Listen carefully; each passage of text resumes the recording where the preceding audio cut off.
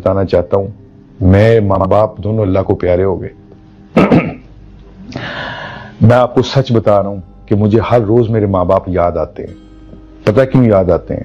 کہ میں بہت ہمبل بیک گراؤنڈ ہے میرا، میں غریب فیملی سے میرا تعلق ہے۔ ایک چھوٹا سا کمرہ ہوتا تھا اور میرے باپ مزدور آدمی تھا۔ وہ جب پیسے لے کے آتے تھے گھر میں 100 روپیہ ڈیلی کمایا کرتے تھے، اور ہم 8 بہن بھائی کھانے والے ہوتے تھے۔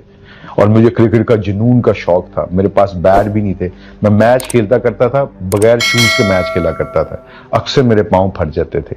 میرے باپ سے یہ دیکھا نہیں جا رہا تھا، انہوں نے مجھے پھر ایک دفعہ بلہ لے کے دیا 350 کا، آج بھی مجھے یاد ہے، اور مجھے کپڑے لے کے دیے، ٹراؤزر لے کے دیا تاکہ میرا بیٹا کرکٹ کھیل سکے۔ اکثر میں ان کو چھپ چھپ کے دیکھا کرتا تھا کہ جب وہ مزدوری کیا کرتے تھے غلہ منڈی ساہیوال میں۔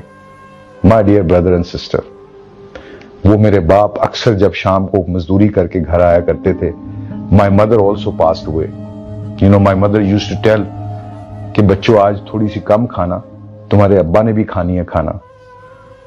تو اس دن ابا جی کہتے تھے، والد صاحب کہتے تھے کہ آج میں کھا کے آیا ہوں باہر سے۔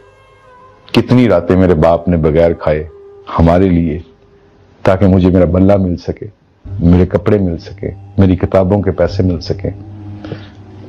کتنی دفعہ انہوں نے رات کو بغیر روٹی کھائے سوئے ہوں گے، کتنی دفعہ میری والدہ نے اپنے کپڑے نہیں بنائے، میری بہنوں کے کپڑے بنائے ہوں گے۔